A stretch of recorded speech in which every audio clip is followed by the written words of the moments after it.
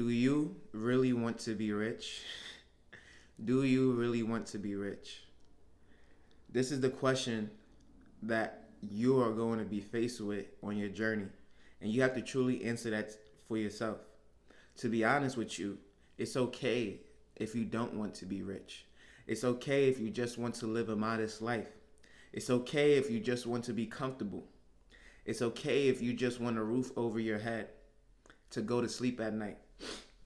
When I was growing up, when I was about 16 years old, I was in my mom's apartment and I was thinking to myself, what is going to happen? How am I going to live? How am I going to have a roof over my head? How am I going to put food on the table? Every single day I have to think, if I don't have enough money, how much food do I need to eat just to survive? Like, those are the thoughts that are going through my head. Thankfully, I've never had to struggle. Thankfully, I've never had to suffer. Thankfully, my fridge is full. But when I was growing up, I never had to think, how much do I need to eat in order to live? Right? And it's scary to think about the fact that you might not be able to put food on the table one day. But yet, people live as if there's no tomorrow. People live as if, they got to spend their last dollar paycheck to paycheck, asking people for money and not caring, as if everyone is just supposed to acquiesce to your desires and your needs. So for me, I chose to be rich. Today, I wrote down a few things just to keep myself on track because I believe I'm going to give you all the best content. Do you really want to be rich? The answer for me was absolutely. And so when I decided that I was going to be rich, when I decided that I was going to build wealth, one thing that came with that was understanding I am not going to hate rich people. I am not going to be disgusted by them. I am not going to admire them, but I'm going to learn what I can from them. When they say, oh, this person avoided taxes and paid nothing. Okay, how did they do that? Because if they can do that, then can't everyone do that? Can't I do that? They say it's the land of opportunity. They say we're free in America. God gave us free will if you believe in that. And so we are also capable of not paying taxes. We are also capable of the same things that people decide to hate on others for. We are capable of doing that and in great fashion to the point where we're not going to have to acquiesce to other people's desires. We're going to determine where our money goes. We're going to determine what we do with it. I saw someone in control of their finances that they worked for or had other people work for. In understanding that, I said, I want control. In order to do that, I need to take control of my own life. So I wanted to be rich. In being rich, there were a few things that I needed to meet. There were a few goals that I had to set for myself. First being, I was not going to allow myself to starve. I was not going to allow myself to not be able to provide for myself first before others. I was going to allow myself to have a life of abundance so that I can offer more to those around me, offer more to those in my life. And in doing so, everyone else would benefit. Everyone else would be happy. Everyone else would not have the stress. It wasn't about showing off, and it wasn't about being something for others that they've never had before in their life. No, it was more so about those who I care about just simply not having to stress about worldly things like what are they going to eat and where are they going to live. Once that was taken care of, it was truly on them to go after it and get it, right? The frivolous things like traveling and experiencing life, those are the things that just come with wants. Those are not your needs. And because of that, I can choose whether or not to provide that. But I need to at least have the option to do so. One thing you're going to realize real quick is that when you have the cash, you'll feel so much better about yourself saying no to others. But when you don't have it and you're saying no for that reason specifically, you'll feel so horrible because you simply don't have the means. You didn't have a choice. Sometimes we see people spend themselves into not having an option, not having a choice. But when you work hard to gain optionality, when you work hard to gain the choice to say yes to going out to a party or yes to buying this nice thing, you now have the option. And when you say no, it's not as horrible, it's not as hard to say no because you now have the choice. For example, I always point to this massage chair that I probably only used 4 or 5 times. I knew I wouldn't use it a lot. I knew it was $1,600, $1,700. And I knew that in some instances it would be considered a waste of money. But to me, it was something that I really wanted, something that was always on my mind. Whether I use it or not now, I have it. I have the option to use it. It is not something that I needed, and that's why I held off on buying it for so long.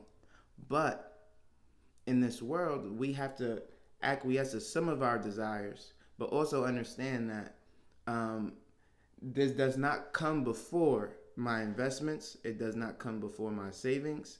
It does not come before my goals, plans, or anything else that I may choose to offer myself. I bought this on my birthday amongst other things, and that was just the needle that I needed to tip the scale in order to buy this. And I am definitely happy with that purchase.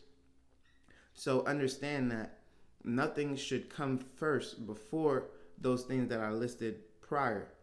Another thing that you should also take into consideration is that if you cannot buy it 5 times, you probably should not buy it once. The exception to the rule would be a house, a car, and obviously, if you're living paycheck to paycheck, it would be groceries as well. But if there is something that you don't need, for example, a new bike or roller skates or video games, whatever that may be, if you couldn't buy it 5 times, you shouldn't buy it once, right? Now let's move on to the next thing. How to eliminate debt. So I'm big on this on my channel because I understand that most people are clamoring to figure out ways to alleviate their debt situation.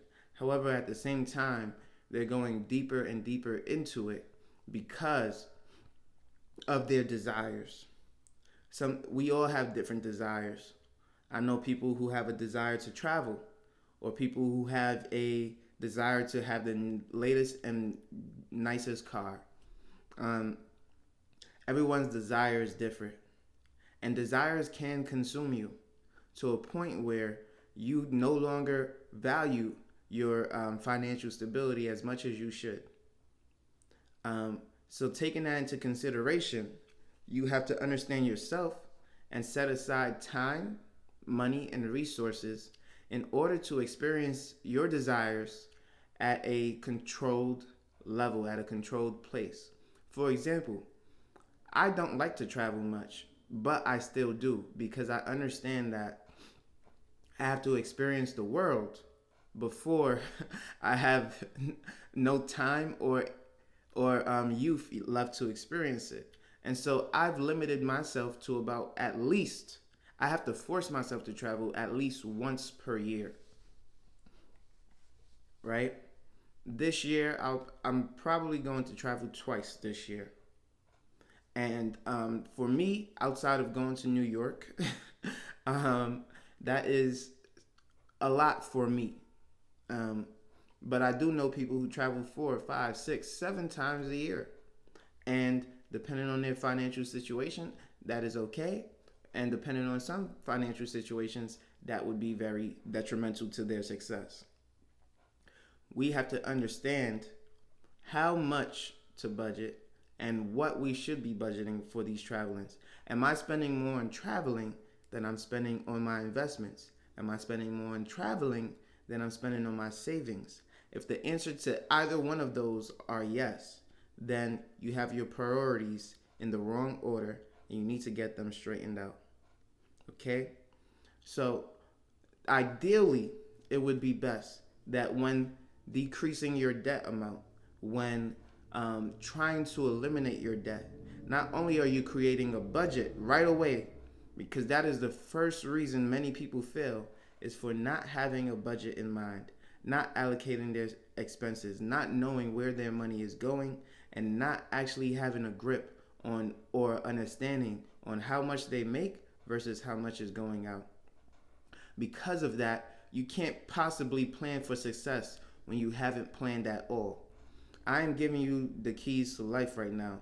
These are goals, steps that you can actually take, and actions that you can start to implement that will help you to better your financial situation instead of just someone who talks to you but doesn't actually give you actionable steps to take. I'm telling you, the first thing you need to do is budget. If you haven't wrote that down already, you might as well just click off of this video, because this is for the people who truly, truly, truly want to better themselves. And while I'm at it, before we get into the next topic, make sure you leave a like, comment, and subscribe, because I am attempting to do an hour-long podcast on this one, and I do believe that this will give you a lot of headway to accelerate yourself. A lot of experience in this one video from what I've personally experienced in order to get to where I am.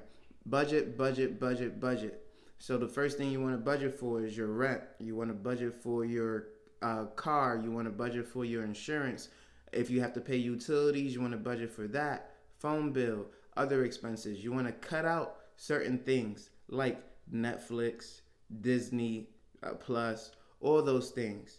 You want to limit your fun.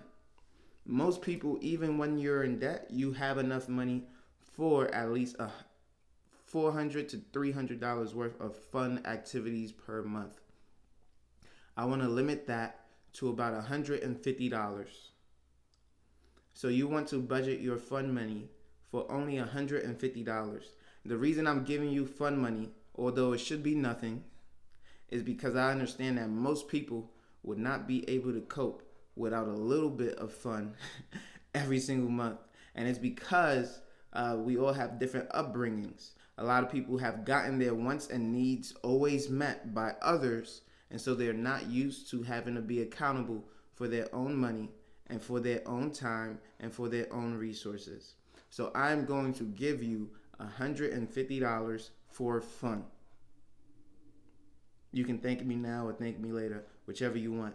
But the personal belief is you should have zero money allocated towards fun until your debt is cleared up. For about 3 to 6 months, you're going to feel as though everything is against you. You have absolutely nothing. You've lived for nothing for those 3 to 6 months. But in reality, you've probably cleared up 1 to 2 or even 3 credit cards. And now you have a little bit more income and you haven't even realized it yet. Let's move on to the next one. Next one is how to reach your goals faster. So again, going into clearing up this debt, after 6 months of eliminating certain credit cards because you've literally lived like no one else, as Dave Ramsey would say, now you have 3 credit cards of minimum balances that are now paid off. That's at least $25 each on 3 cards that are wiped away. That's an additional $75 in your pocket. You might not think that that's a lot, but if you have been on this carnage for 6 months now, and that additional $75 and 3 credit cards eliminated, you can now start to tackle another debt, whether it be student loans, car loan, or a bigger credit card right away, and start to eliminate that. Now, if you have a car loan and it's about 6, 7, 8, 9 years long, or whatever the case may be, try to eliminate your credit card debt first, and then as you're attacking that car loan, understand that the time frame of which it will actually go away, as long as you're keeping up with your payments, is actually going to work in your favor and benefit you as well. And so now that your credit cards are eliminated, as you have that car loan and everything on point, time is also going to be on your side. Now it's going to work with you rather than against you. And now that you have some extra cash and extra money, it's also going to help you to eliminate that as well. Now, if you have an 8-year, to 6 year car loan, you should probably think about downsizing in the vehicle. Yes, used cars still work and get you to where you're supposed to go, especially if you get like a Honda or a Toyota. I understand that you might be carrying a large balance over to that vehicle, but if you can save yourself about $10,000 to $8,000, it may be worth the transition in order to move into that space. All right. So that's just something that I wanted to note. A lot of people believe that it is something that they cannot do to downgrade in car, quote unquote. But essentially, you're actually upgrading in life because you're taking your life back. You're taking more of your time back. You're taking more of your resources back. And what is that going to allow you to do? It's going to allow you to live probably for the first time in your whole life. You've never truly experienced what it is to not have debt. And I believe that not having debt is better than having a brand new car. All right. So if you believe that as well, you're going to take the steps that you need to improve your life. You know you can do it. You just don't want to do it. And there's plenty of people like that who just don't want to do things. And if you don't want to do things to improve your financial situation, that's fine by me. Just keep that to yourself. All right. But I personally will not put myself at a detriment just for a shiny new toy. All right. So why many won't make it? Many people won't make it for these exact same reasons, right? They're unable to give up their wants. They're unable to give up their wants for what they truly need. And if you need financial freedom, you need to be able to give up some of those wants early on so that you can achieve financial freedom later on in life, right? So again, if you can sell that vehicle and actually shave off $8,000 to $10,000 in debt, then you're doing yourself a service. I don't want to hear that you can post the vehicle on Turo. I don't want to hear that you can do Uber Eats and DoorDash unless you're making about $1,000 a month off of this and breaking more than even. Then you're not doing it enough to actually make money. Those are all excuses. Can you tell that I've heard all these excuses before? Because I actually have. And you can keep that again to yourself. Over here, we're trying to reach financial freedom. All right.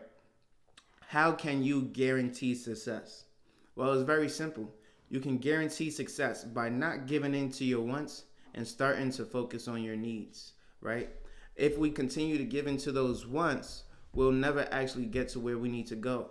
And if you had 1 good month, 2 good months, 3 good months, and you're continuing that process, you're going to guarantee success because there's so many people who will fall short of that. There's so many people who just will say, you know what, enough is enough. I want to live life right now. I want to do what I want right now. I don't want to sacrifice anything. I don't want to give up anything. They're not willing to do what you have done. And therefore, they will not be where you are because you want to guarantee success. You are going to do what they're not willing to do, which is do it for longer. Even after you get out of debt, now you're focused on that saving and investing portion. All right.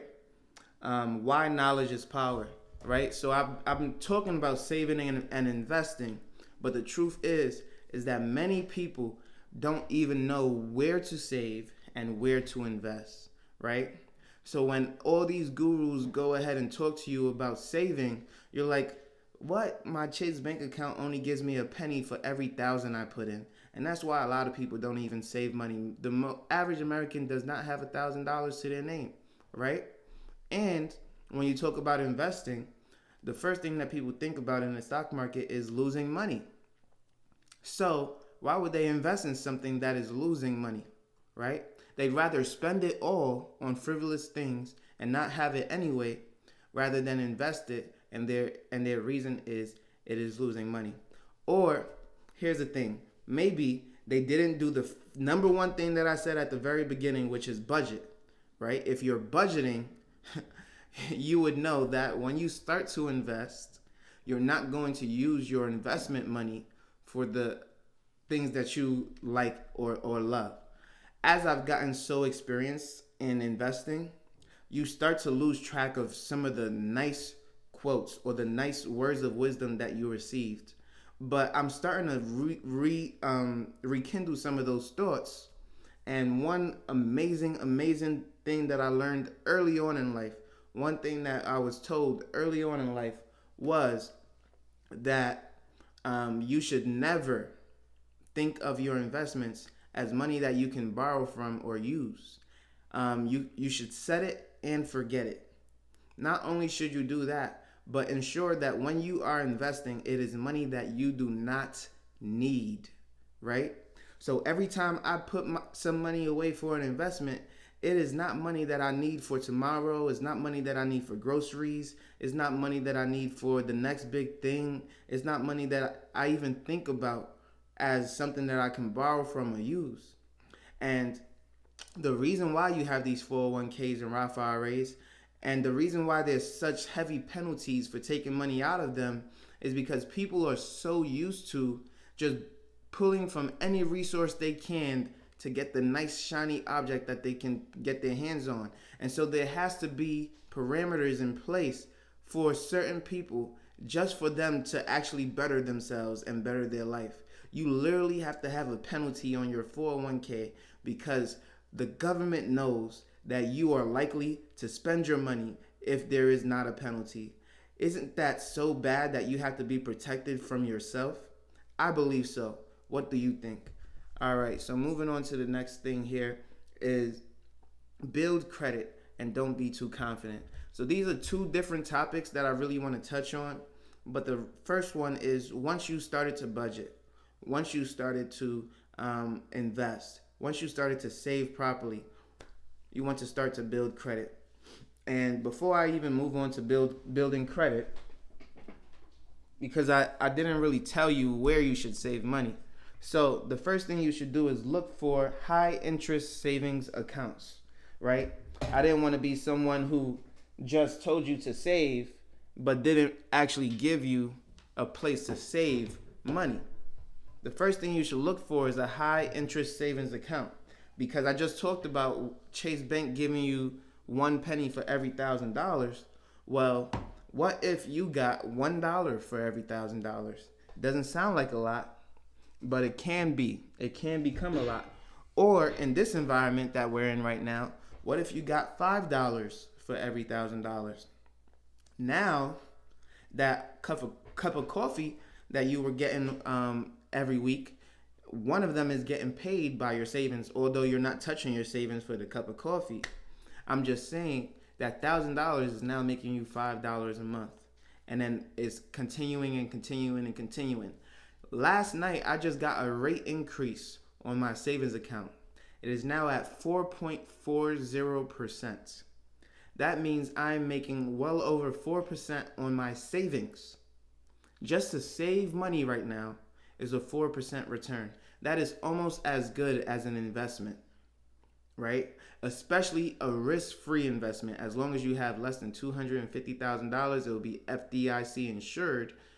You actually have a low-risk investment. Some people would invest in the bond market at that type of rate. You're now getting it risk-free, and you can pull this out anytime. So when you're looking at saving money for the first time, make sure that you're putting it in a high interest savings account. Make sure you do your research. Make sure that it's a credible high interest savings account. Make sure it's an account that has been around for a long period of time, something that you trust, something that you can probably verify with reviews, and something that, again, you're very, very comfortable in setting and forgetting. Also, make sure that you don't have too much access to it so that you're not just going into it, tapping into it for the next latest and greatest thing, or to use it for your wants rather than your needs, right? So now that we have our savings in place, we're now using our credit and managing it wisely. When you use credit, you're not using credit because you need to. You're using credit because you want to, and in the proper ways. For example, I know that every month I'm going to have to buy groceries. If I'm going to have to buy groceries, I'd rather just use a credit card because it's going to get paid anyway with my money, and I'd rather get points. And if I use my Apple Card, I'll get cash back. Therefore, every time I purchase something, I'm actually going to get cash for using this credit card. Now, whether I got cash or not, it doesn't really matter to me because I know I'm going to pay it off every single month. And I know that I would have paid it off right then and there as if it was a debit card if that was the only option available. But because we have optionality, because I have been blessed with optionality due to my hard work, I can now use other options to slightly improve my life, which is using this credit card to purchase food, groceries, and other items. For example, I have T-Mobile as a provider. T-Mobile now penalizes you by $5 for using a credit card. So I no longer use a credit card for that service, right? Because the amount of money that I would get from using a credit card is not going to outweigh the $5 charge that T-Mobile is charging me. Therefore, I will not use a credit card for that service. It doesn't make financial sense, so it is no longer necessary for me to do that. And the reason that I did not move away from T-Mobile is because when I travel, T-Mobile is actually really, really good in other countries. And I don't want to be stranded in a different or foreign country because I decided to opt into a different service. I know that they work in foreign countries, and therefore I want it when I do go and travel. As you know, I will do that at least once a year. Therefore, that once a year, I want to be comfortable in my traveling. Okay, let's move on to the next thing. Don't be too confident. You've made a little bit of money. You're saving money. You are investing. You're investing in the stock market, in good ETFs, and good proven companies. Blue chip stocks only, and good solid ETFs like the S&P 500 and VOO or VTI, right? Now that you've got that out of the way and I just gave you a whole bunch of stocks to look at, you're starting to build some confidence. You actually feel real good about yourself, and you're like, oh wow, I'm starting to achieve more than I've ever done in the past. That does not mean start to treat people differently. That does not mean don't treat people well. That does not mean to stop acting with humility. That simply means that you are bettering your life, and that's it. You should treat everyone the same. You should acknowledge others' feelings, and you should continue to be kind when the opportunity presents itself to you, right? We're not in the business of shutting people down. If people ask you for help, you have free will. You can choose to do that. You can choose not to. But either way, don't allow your confidence to lose your humility, because that will actually bar you from a lot of other doors like promotions, raises, and other things that you should have. But at the same time, allow that confidence to uplift you so that you can ask for raises, so that you can be confident in walking away from an opportunity that does not benefit you any longer. So that you can feel confident in saying, you know what, I'm going to change this job and that's it. Did you know that most people, when fired from a job, is as if they lost a loved one? It's as if they lost a close relative. And I think a lot of that has to do with the fact that when they lose a job, they're in such financial despair that it is absolutely hard for them to bounce back, to figure it out. They're now in such a credit crunch. They don't know how they're going to pay their rent. They don't know how they're going to pay anything whatsoever. And so that last check that's coming their way is supposed to literally help them get whatever they need done. They're definitely falling behind on credit cards. They're definitely allowing those things to go to collection just so that they can make it to the next month rent and possibly go on unemployment while they look for a new job opportunity. And that's just my assumption because I've never been in that position. But what I can tell you is that when I feel like I don't want to be at a job, I'm out. I'll tell my boss, I'll tell everyone right then and there, if you don't want me, let me know. I'm good. I'll leave. If you don't like me, let me know. I'm good. I'll leave. The little chicken chains that I'm making over there does not matter to me more than the respect and more than the people that I'm working with myself. That honesty, I hope, allows people to know that I actually care about them. I care about who they are as people. I want to help, uplift, and benefit them as much as I possibly can. And I would pray that they want to do the same for me. Because honestly, I'm in the business of helping others, and I hope that they're in the business of helping me as well. All right, let's move on to the next one. Invest wisely. Right? Why did I talk about blue stocks, blue chip companies? Why did I talk about the S&P 500, the Dow Jones, VOO, and VTI? Well, these are companies that I know are always going to be successful. The Apples of the world, the Facebooks of the world, the Googles of the world, the Amazons of the world. 10 years from now, all of these companies are going to be worth so much more. I did not throw Tesla in there because it's still fairly new. And although I do believe in it a lot, your proven companies are always going to yield the highest returns on investment over the longest period of time. And it's going to help you to get to where you need to go, which is financial freedom. So if you invest in those type of companies, you will be well off. Make sure that you do your own research and don't just take advice from an average guy on YouTube, because my advice has worked for me doesn't mean it will work for you. Just putting that disclaimer out there. Now, we've already talked about budgeting, and if you truly want to be rich, you have to start a business. Sometimes investing can be a business. For example, real estate investing has become a business for me. It has become a very passive business because I've had good tenants. I have great rehabbed properties. I have really low cost in maintenance, and I have a lot of surplus cash flow because of that. But that does not mean that will always be the case. 10 years from now, the roof will start to leak. 10 years from now, dishes and everything will start to break.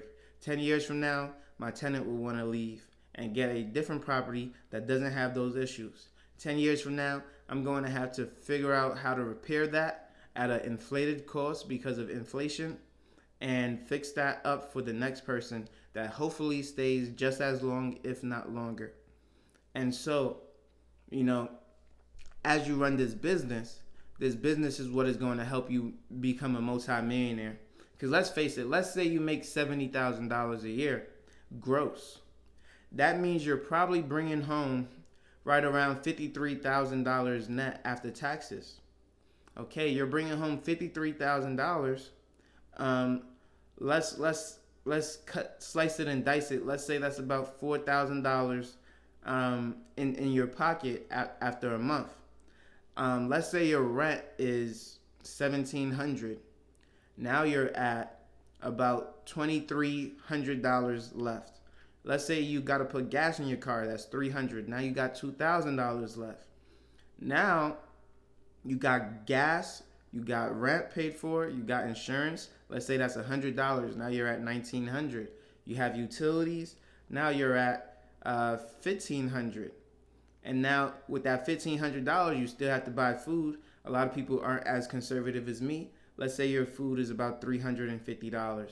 Now you're at what? About $1,150. I'm just thinking off the top of my head. All right. Now you're at $1,150. You want to go out. You want to eat from time to time. Let's say that's going to cost you $200. You're at $950. Okay.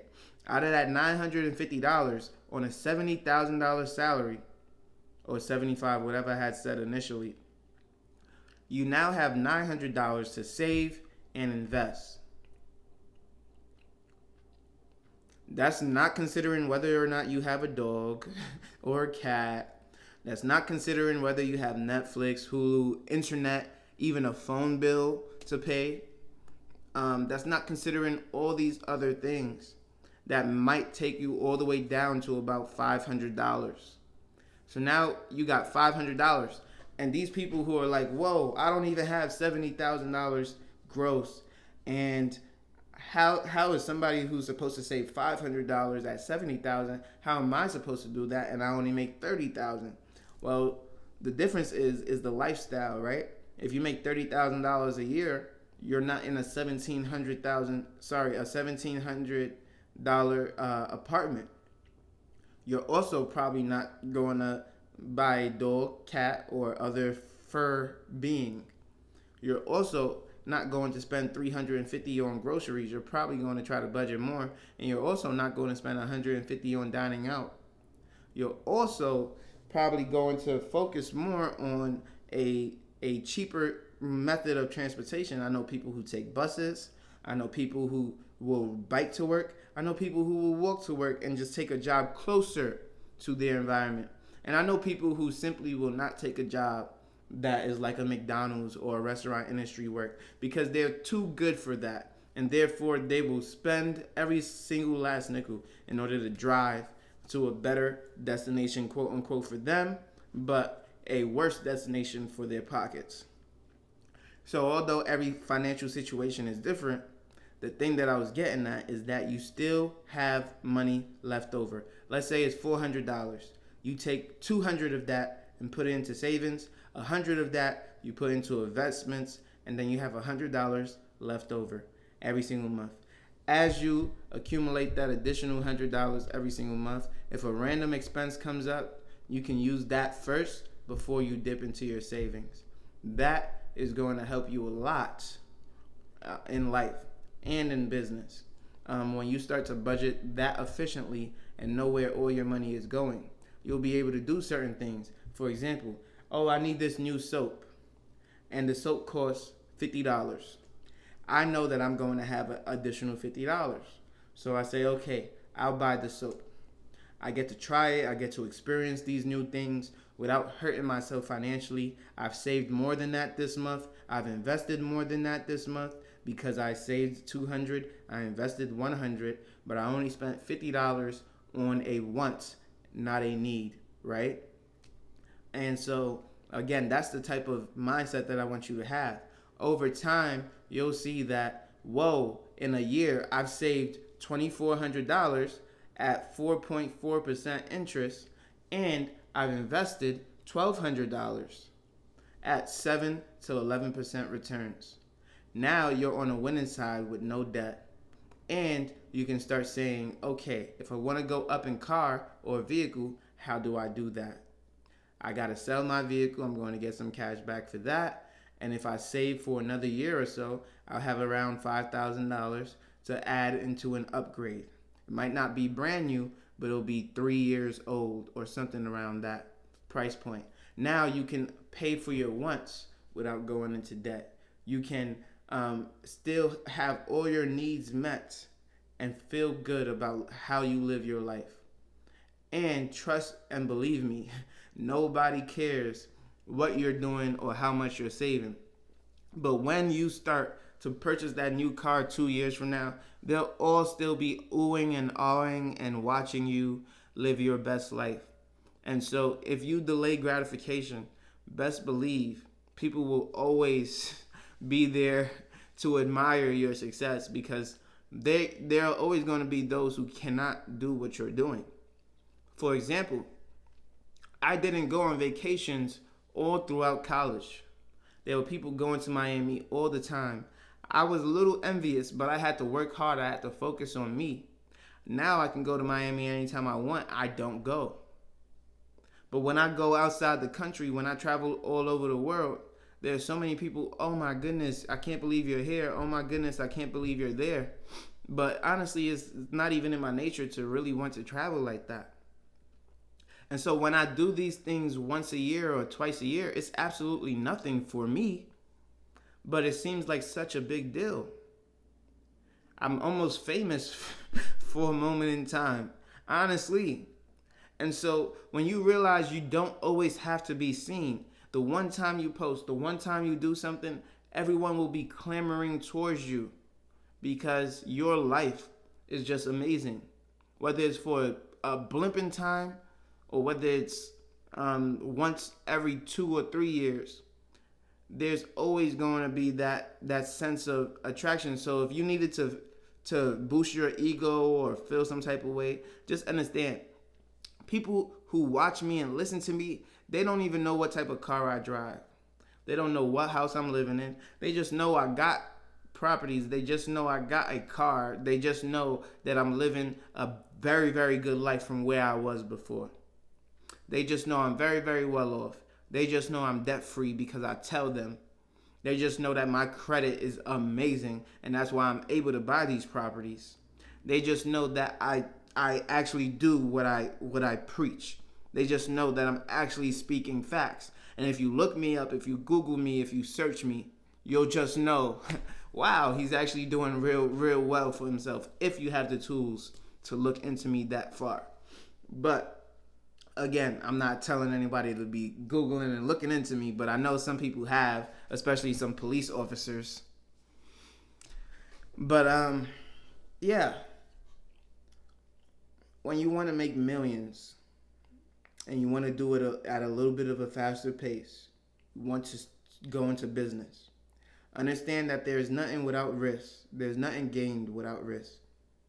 There's always a reward for higher risk, and there's a lower reward for less risk. At the same time, I am very conservative when it comes to the amount of risk that I will take. I am not going to go for the one shot. I am not going to one shot everything and hope that I'm successful. I am not going to bet my last on that, like I'm at a casino or I'm gambling. No, I'm going to take calculated risk. What does that mean? That means that I'm going to do whatever I can to put myself in a position to where I am not going to fail. I'm going to set up barriers. I'm going to set up parameters. How do I do that? Well, I save a lot. I invest a lot. If worse came to worse, I would sell my savings. I would sell my investments. I would pay off the house. I have insurance policies. I have all these different barriers. I have multiple savings accounts, multiple investment accounts, multiple streams of income. And I build off of these things so that I have safety nets. I have barriers. I have a shield wall. I have weapons. I have all this artillery units ready and at my disposal to shelter me from harm, to shelter me from attacks. I don't want to be someone who is fearful that a job or an opportunity is no longer out of reach and that I have to essentially fear for my life as if I have lost a significant other or loved one. No, that is not the life that I'm going to choose for myself. I'm going to choose a life that I'm shielded, that I'm personally protected, right? And so when you're thinking about your business, you want to do something that you're capable of doing. The beautiful thing about my line of work that I've come from in management is that management can broaden out to so many things, managing finances, managing properties and assets, managing people, managing your time, management, all these different types of things in management, managing how I'm producing these videos and content for you.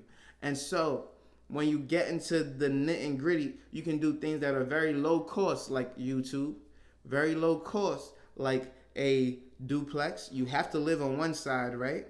You have to live anyway, so if you can afford it yourself, and someone doesn't pay you rent on the other side, you just evict them, get somebody else in. But guess what?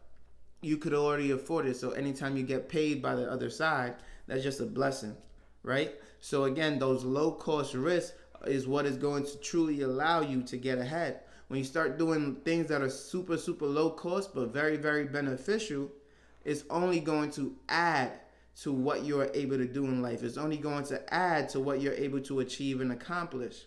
And so that's what I wanted to say. Start with very, very low cost things, but that have a little bit of a higher rate of growth and potential for you so that you can be on track. You're not going to become a millionaire overnight by working a $30,000 or $50,000 or even $100,000 job. And the reason why is people who are making six figures a year are still living paycheck to paycheck. More than 50% are still living paycheck to paycheck. The reason why is they're not budgeting, they're not investing, they're not starting businesses. If you are a business owner, if you are selling to 30,000 people and only half of them accept your proposal, and that's being very, very generous. You got 15,000 people giving you maybe $100. You're already winning way more than you would at any other job. So if you tell me I can open up a McDonald's with a loan and all I need is 15,000 people for the whole year, I'm going to be able to find those 15,000. I'm going to be able to market and advertise for those 15,000. I have a big brand. It's going to happen, right? That McDonald's brand, they take 15%. I know that because I almost invested in one myself. And they're going to market, they're going to advertise with those revenues, which is going to give you more sales and is going to keep you in business. So again, those are the little things that you have to take into account. Those are the little things that you have to be aware of. What type of business you should start, what type of business you should go to. Make sure it's low risk, high reward. If you like this video today, make sure you leave a like, comment, and subscribe. I hope that I provided you with the best and the greatest content that I was able to produce today.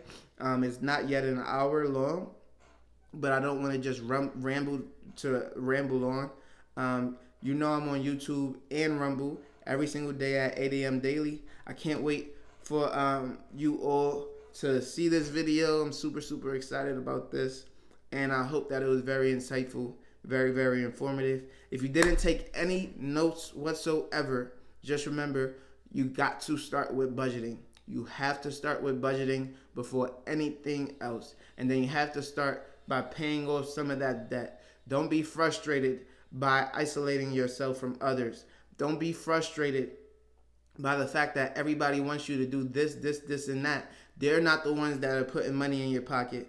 They're not the ones that are going to help you get to financial freedom. You have to help yourself.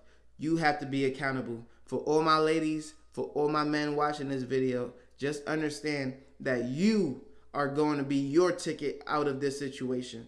I can tell you this until I'm blue in the face, but a lot of people have to understand that you are the only one that can change your destiny. And so when you start to believe that, things will start to change in your favor. Again, make sure you like this video. Make sure you leave a subscribe. I'm on YouTube and Rumble every single day at 8 a.m. daily, and I can't wait to see you on the next one. Peace.